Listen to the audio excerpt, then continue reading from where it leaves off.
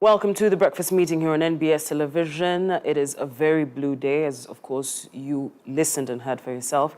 The good Colonel Shaban Bantareza passed away, and also Pastor Augustine as well passed away. So it is a very sad day as well. We do condole with the families, but our discussion on the 90 days of oil and mining continues. And of course, every other time we come on the show, we look at the different aspects within the sector. Yesterday, our conversation was pertaining to the different standards that will be required once they start the exploration, and of course, how those particular standards cut across various sectors. Now, this morning, our conversation is looking at local content enhancement and best ways to support local players. Now, to achieve maximum national content, the capacity of local players at individual and company levels will have to be improved tremendously, since most individuals are not yet fully certified to the required accreditation, and only a few SMEs have qualifications to participate in this particular sector.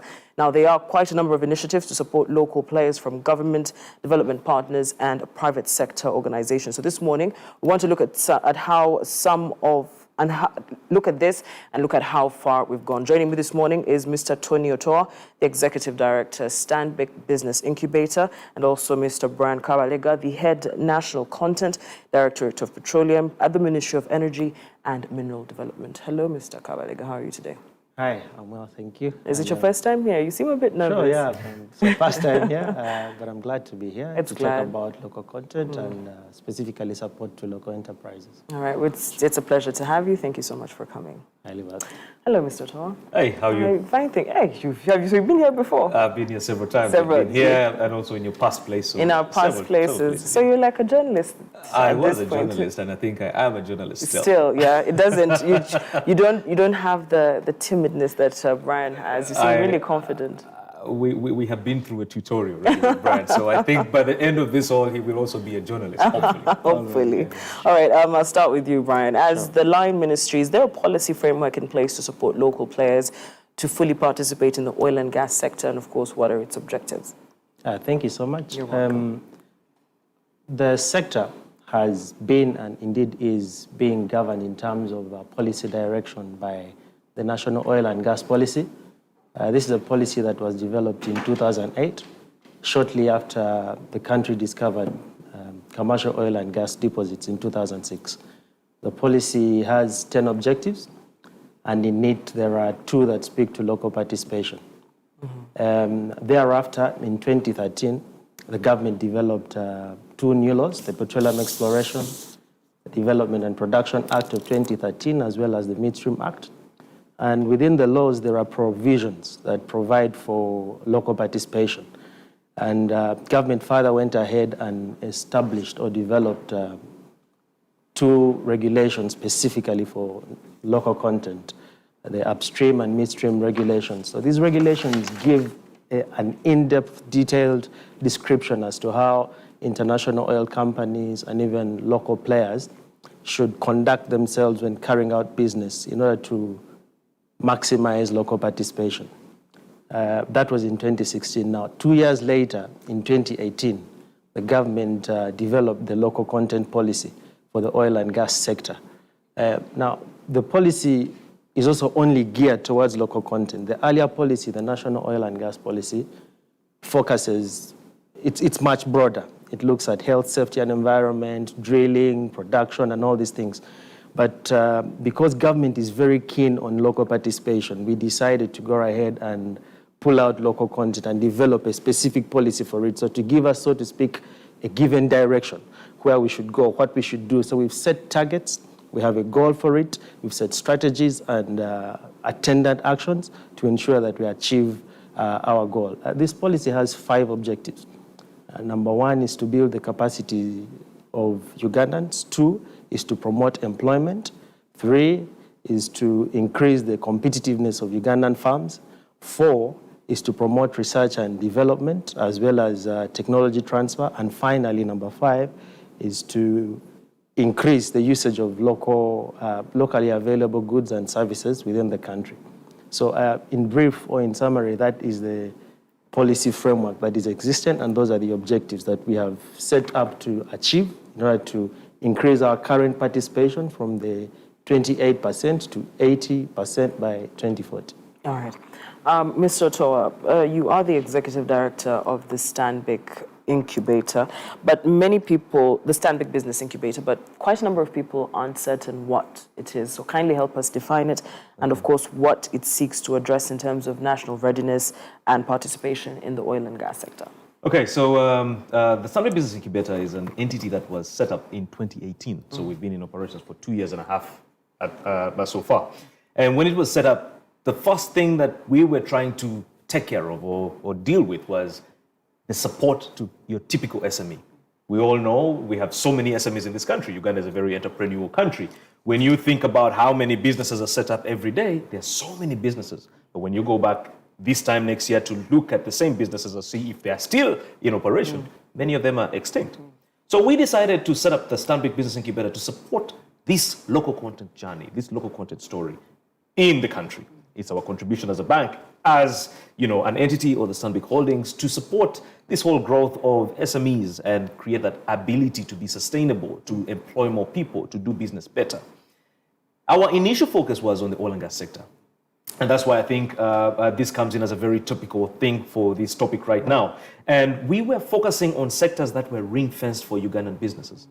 Looking at the regulations that he has talked about, or the laws or the acts, there are sectors like construction, civil works, transport, logistics, camp services, catering, hospitality, all the way to manpower services. There are several areas there that are ring-fenced for Ugandan businesses. But at the same time, you have very few Ugandan businesses, and my brother will tell you, very few Ugandan businesses that are to the standard, the oil and gas standards that he'll keep talking about. So our coming in was to really say, how do we support these local businesses to be able to participate in that sector? And over time, what we have seen is that we have then now grown to understand that almost all sectors have a relation with the oil and gas sector. Think about fumigation services, for instance. It is needed in a camp. Camp services, that's oil and gas.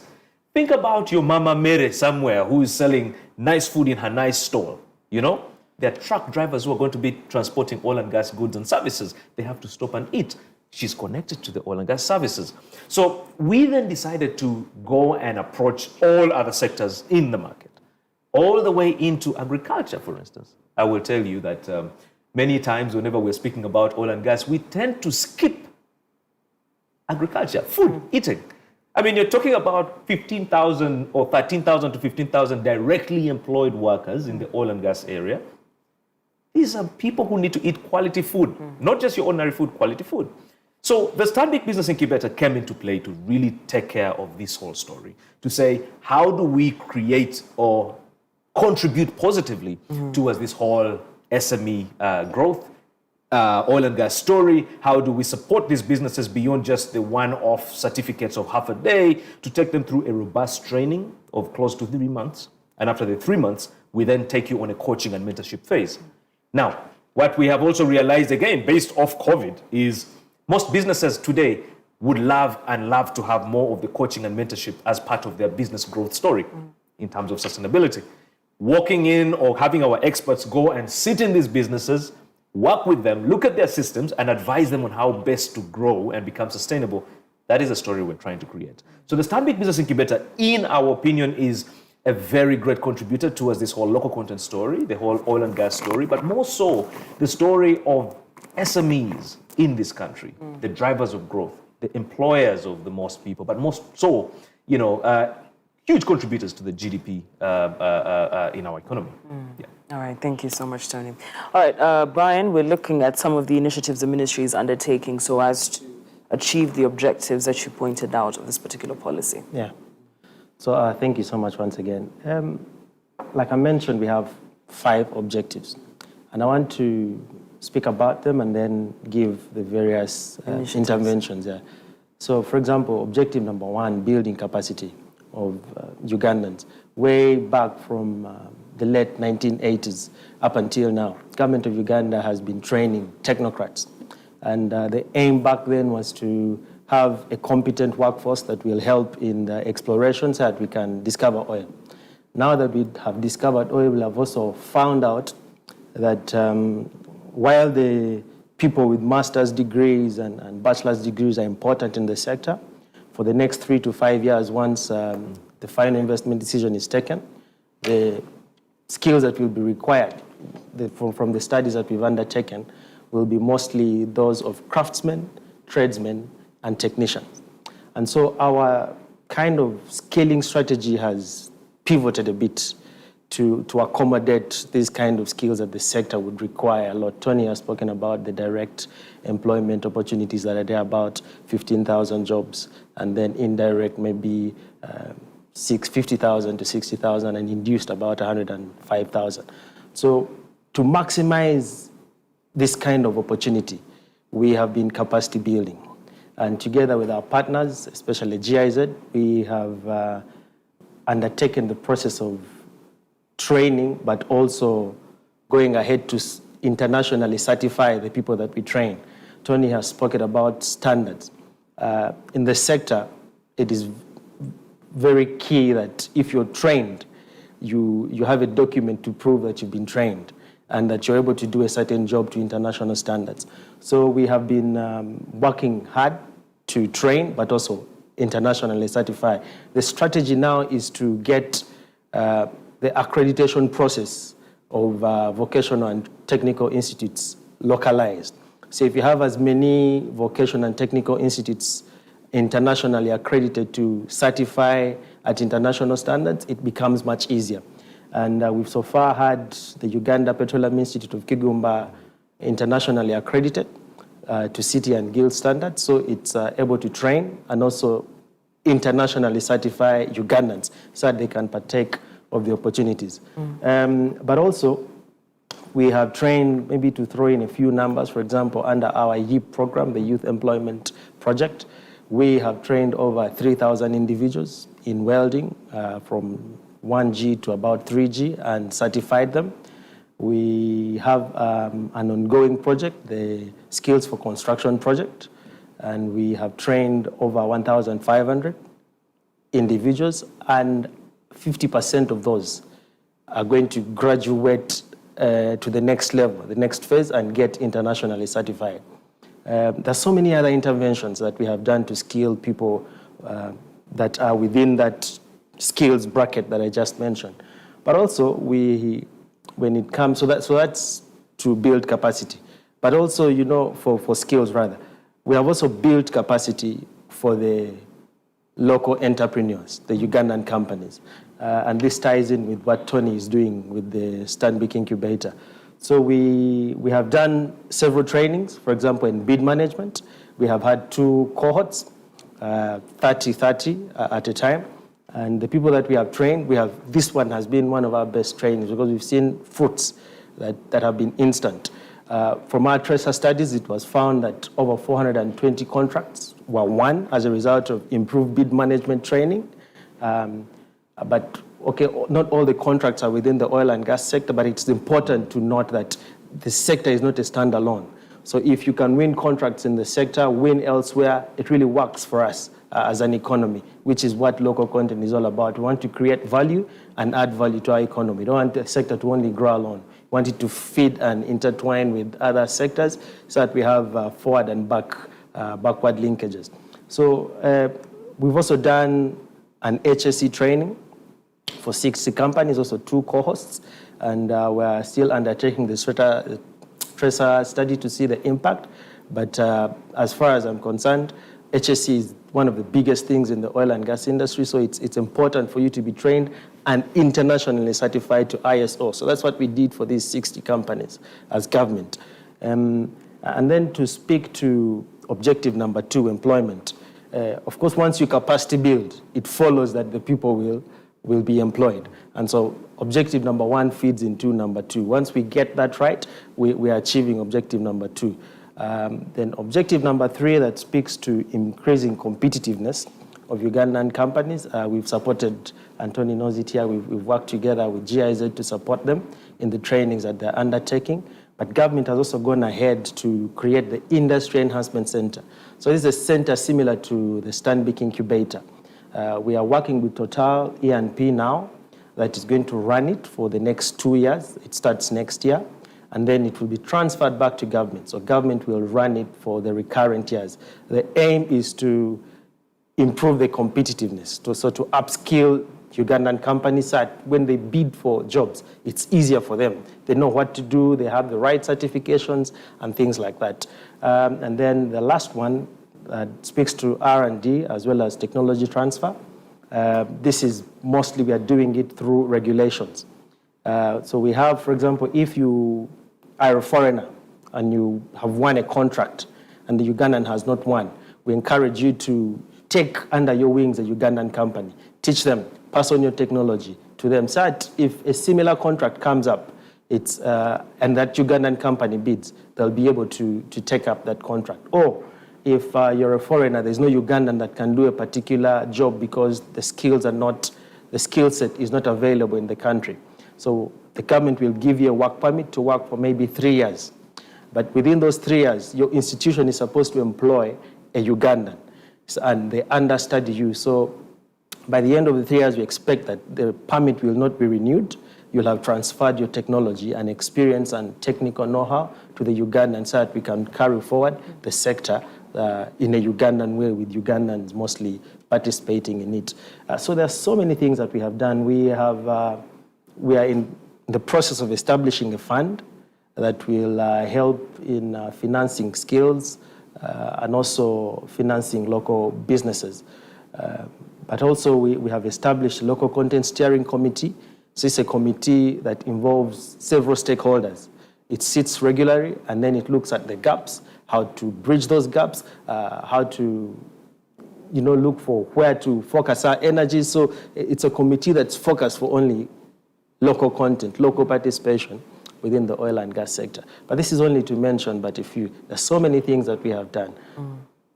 All right, let's look at the Stanbic Business Incubator. As of December last year, about 500 small and medium-sized enterprises that were mentored had contributed 62% of growth in revenue. How has the incubator helped entrepreneurs and companies achieve this particular type of growth? It's kind of interesting, but again, actually, let me just try and update that figure because I think now we've done so far close to 800 businesses that we've actually taken through. And when you look at the impact in terms of individuals, you're looking at least, do that number times 4 individuals.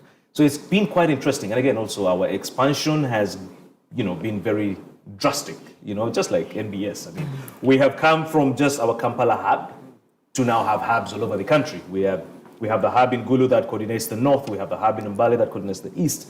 The hub in Mbarara that coordinates the west. And of course, one that particularly focuses on an area that is very key, agriculture, which is in Hoima. What we have seen, and just going back to your question in terms of, away from the growth in revenues that we have seen is, we've been able to deal with one of the biggest challenges that most businesses have had in the oil and gas sector. If you recall the industry baseline survey that was conducted in 2013, the biggest challenge for a local business or any SME was visibility over demand. They had no idea of what they were dealing with. You talk to a business and ask them if they know much about the oil and gas sector. They say no, let us also to Ukemo. You understand? But no idea on where the oil is or what part of the cycle we are dealing with. And I keep telling people about the oil and gas cycle. We went through the first phase, which was exploration and appraisal. And then now we went through that dip where there was a lot of planning, and then of course, we're now going into the crazy opportunity phase, which is the construction phase. But that information is all over the place. It is not situated in one area where any person, any muntu wawansi can go and access that information. So the Business Incubator decided to deal with that issue. And we said, how do we get this information aligned? We approached the ministry, we approached Petroleum Authority, we approached the oil companies, and we got them into a partnership where we're saying, let us use all your information to be able to provide their local businesses with the right information at the right time. That gives them opportunity to plan ahead, to organize their businesses, but also to think better. We all know many Ugandans will keep saying their fingers got burnt in the first phase. A very unfortunate truth. But why did they do that? They were working based on a lack of information. So what we're trying to do is to bridge that gap. So providing that information. Then access to markets. I'll amaze you. Last week, one of our incubatees, one of the companies we've been accelerating and growing, sent us a WhatsApp message on our work group saying he is excited about the opportunity to be able to form a joint venture partnership with a company in Canada. This is a company that was pretty much not compliant, not really organized, and so on and so forth. But we managed to take them through a process where they have grown to appreciate the need to be compliant, the need to think bigger than the Ugandan market and think international markets. That for us is a story that has been manifested not just with that company, but several companies. I will speak about a company that we supported to become compliant. We supported them with ISO certification and all of these things to become a great company. It was a briefcase company. As I speak today, they are doing contract works for this water project from Katosi into Kampala. They are doing works for Bolloré, the international logistics company, and they're also doing work for Sinok. That is happening within a space of 2 years or 1 year for that example in particular. What this tells us, or what this proves to us, is that it is possible for businesses to not only make money, but to grow. And to grow in a way that they demonstrate the ability for more jobs, the ability for more opportunities for local companies, but also the ability to do the real contracts.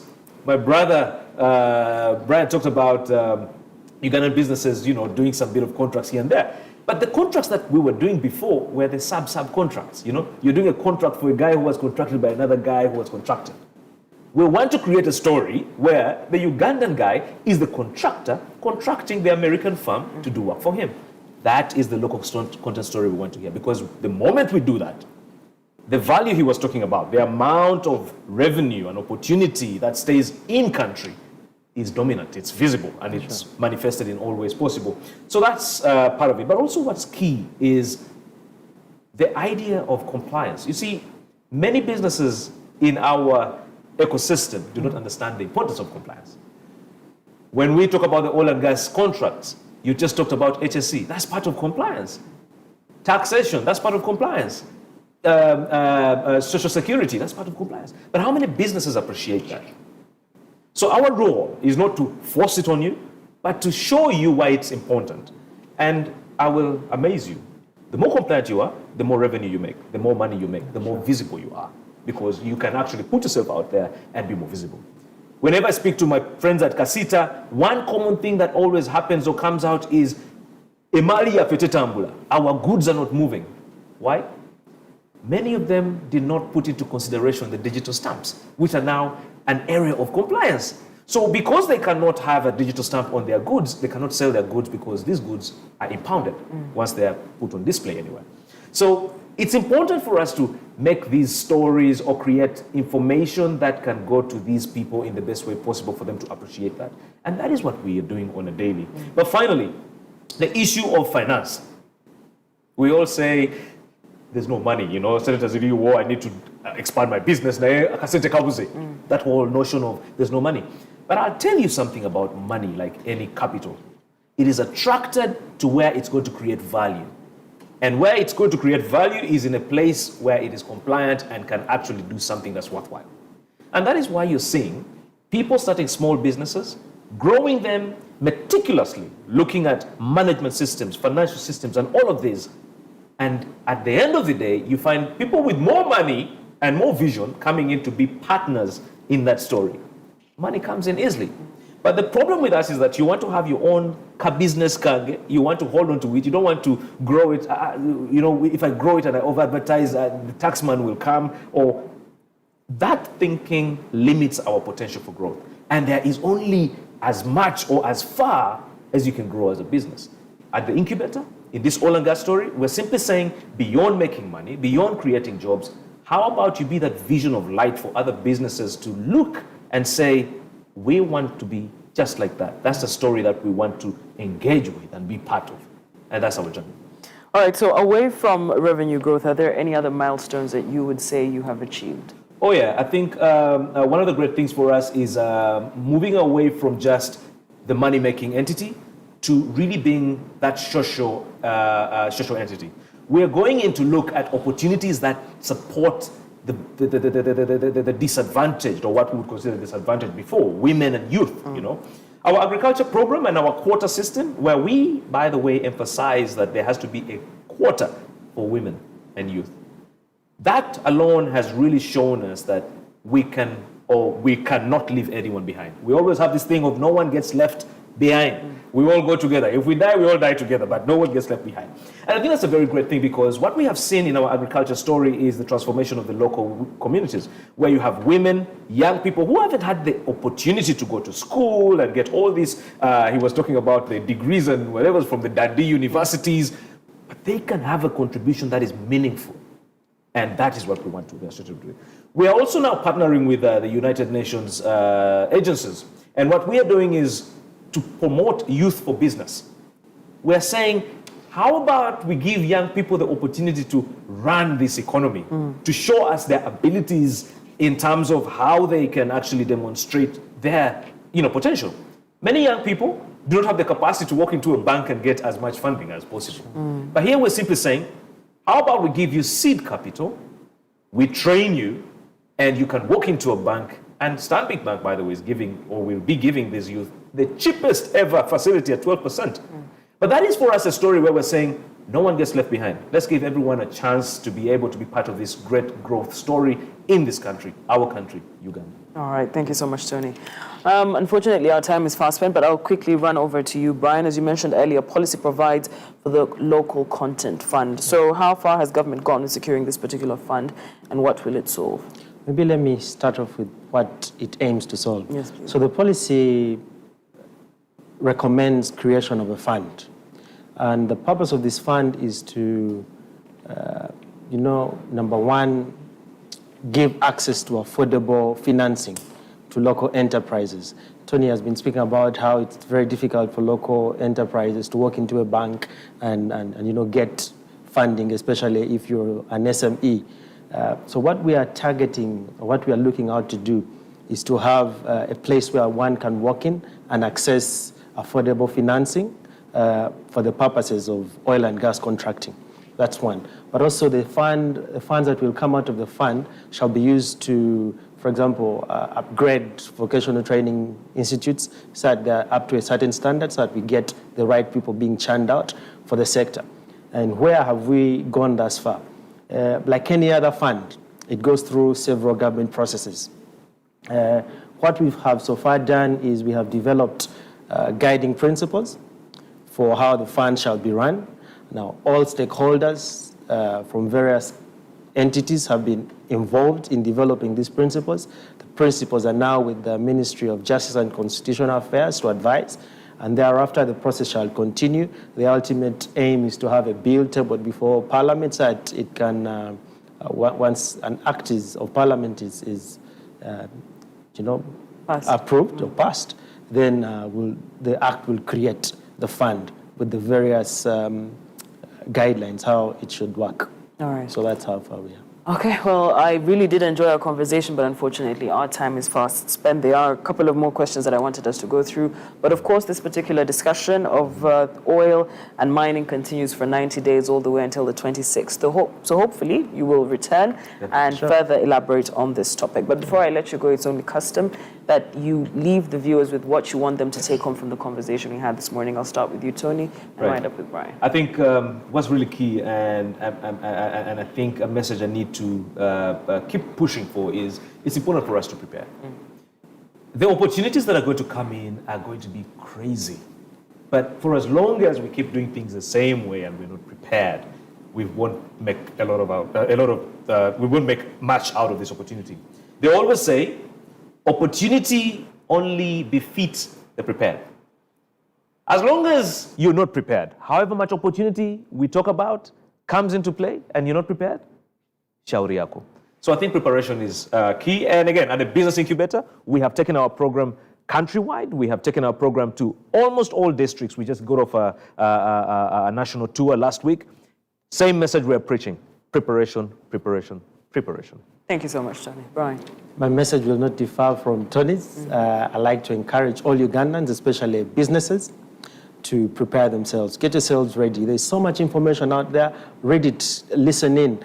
This forum here is part of the the platforms that we are using to speak about local content and how Ugandan businesses, how Ugandan citizens can benefit from the sector. So I encourage everyone that is out there and is interested in partaking of the opportunities in the sector to get themselves ready. Just be prepared. The preparation is now, because once the investment begins, the window is very short, maximum 5 years, and then the investment will have closed out. So if you join in after 5 years, you'll have missed it. So now is the time to prepare so that when it begins, you're ripe for the taking. Thank you. Thank you, too. It was really lovely having you two gentlemen with me in studio. Our conversation this morning was local content enhancement and how best to support local players. Remember, it is 90 days of oil and mining. It started running all the way from the 26th of August, and will be running all the way until the 26th of November. The conversation and topics will vary for every particular time that we come on your TV sets looking at issues, oil and mining. Don't say that we didn't have you covered. Just in case you missed out on this particular episode, it will be uploaded onto the Next Media YouTube channel. Good morning. I am Isabella Tugume. God bless.